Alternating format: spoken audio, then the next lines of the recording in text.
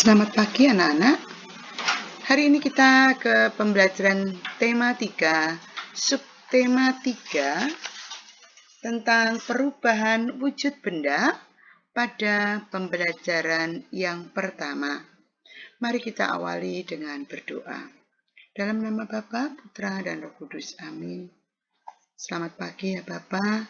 Syukur dan terima kasih atas perlindungan-Mu sepanjang malam dan juga hari baru yang boleh kami nikmati. Kami juga bersyukur karena Engkau memberikan kesempatan kepada kami untuk mengikuti pembelajaran hari ini. Lindungi kami, jaga kami, berikanlah kami semangat untuk bisa mengikuti pembelajaran hari ini dengan sungguh-sungguh. Amin. Dalam nama Bapa, Putra, dan Roh Kudus. Amin. Anak-anak, di pembelajaran sebelumnya kalian telah mengenal wujud benda. Bahwa wujud benda itu ada 3, padat, cair, dan gas. Selain kita mengenal wujud benda, kita juga telah mengetahui sifat-sifat dari benda padat, sifat-sifat dari benda cair, dan juga sifat-sifat dari benda gas. Sekarang kita akan mempelajari berkaitan dengan perubahan wujud benda. Apa yang terjadi jika benda dipanaskan, didinginkan, atau diletakkan di udara terbuka? Apakah benda-benda akan mengalami sebuah perubahan? Benda dapat mengalami perubahan wujud jika benda tersebut dipanaskan atau didinginkan. Perubahan wujud apa saja yang akan terjadi? Perubahan wujud benda di alam menjadi tanda kebesaran Tuhan. Dan marilah kita pelajari perubahan wujud benda di sekitarmu. Hari ini kita akan mempelajari tentang perubahan benda mencair. Apa yang disebut dengan mencair? Mencair itu perubahan dari benda padat menjadi benda cair. Dari benda padat menjadi benda cair, itulah yang disebut dengan mencair. Hari ini sangat terik, Lani membeli es krim bersama teman-temannya. Beberapa saat es krim berubah menjadi cair. Mengapa hal itu terjadi? Bagaimana jika kamu meletakkan es batu di luar? Tentu saja, lama-kelamaan es tersebut akan berubah menjadi air, bukan? Begitu juga ketika kamu memegang coklat. Lama-kelamaan, coklat tersebut akan meleleh. Mengapa ini terjadi? Coklat meleleh karena terkena panas tanganmu. Perubahan wujud dari padat menjadi cair disebut mencair atau meleleh atau melebur. Benda padat jika terkena panas akan mencair. Peristiwa mencair tidak hanya terjadi pada es, namun proses mencair juga terjadi pada benda padat yang lainnya. Apakah semua benda padat mencair pada waktu bersamaan? Maka, anak-anak, tugas kamu adalah praktik memahami perubahan benda padat menjadi cair. Kamu bisa membuka buku paket kamu halaman 122 dan 123. Di sana akan ada cara-cara dan apa bahan yang akan kita perlukan.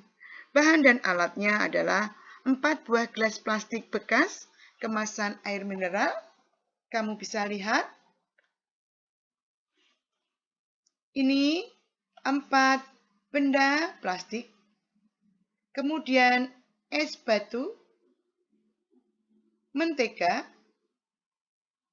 coklat, dan kapur tulis. Kemudian, bagaimanakah langkah-langkah percobaan? Masukkan setiap benda ke dalam gelas. Satu gelas diisi dengan satu benda. Kemudian, letakkan gelas tersebut di ruangan terbuka atau di bawah terik sinar matahari langsung. Diamkan selama 15 menit. Coba perhatikan apa yang terjadi.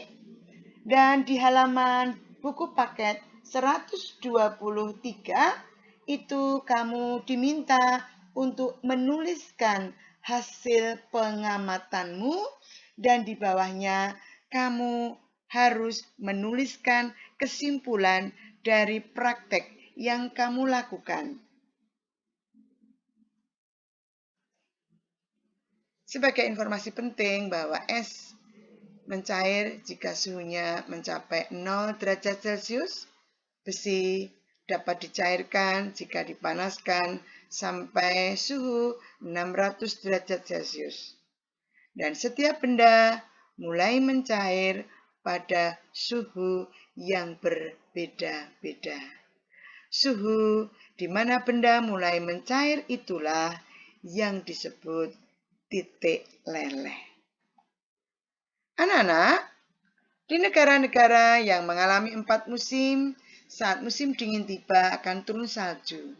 Salju akan mencair begitu ganti musim semi. Tahukah kamu anak-anak bahwa setiap butiran salju mempunyai bentuk khas yang berbeda? Kamu akan melihat butiran salju yang bentuknya berbeda-beda. Ini adalah gambar salju kalau dilihat dengan mikroskop, sebuah alat yang bisa melihat hal yang kecil dan bisa untuk memperbesar, kamu akan terlihat seperti ini.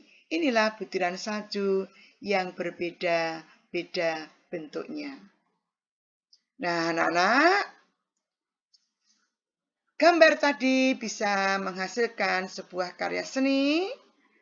Untuk itu, kamu harus menggabungkan garis, bentuk, dan warna yang merupakan unsur dasar dari menggambar dekoratif.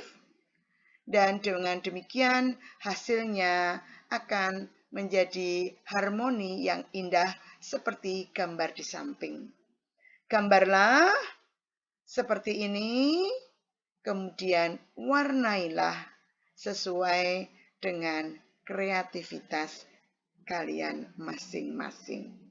Tugasnya 2, praktek, menulis hasil pengamatan dan kesimpulan, kemudian menggambar gambar dekoratif yang menggabungkan garis, bentuk, dan warna seperti yang tertera di layar ini. Sekian pembelajaran hari ini. Terima kasih atas kebersamaan pembelajaran hari ini. Selamat belajar, selamat menyelesaikan tugas kamu dengan penuh semangat. Tuhan memberkati. Mari kita tutup dengan berdoa. Dalam nama Bapa, Putra, dan Roh Kudus. Amin. Terima kasih ya Bapa atas pendampingan-Mu dalam pembelajaran ini. Kami masih mohon kekuatan agar kami masih bersemangat untuk menyelesaikan tugas yang diberikan oleh guru kami demi mewujudkan meraih masa depan kami. Amin. Dalam nama Bapa, Putra, dan Roh Kudus. Amin. Terima kasih anak-anak. Selamat belajar. Tuhan memberkati.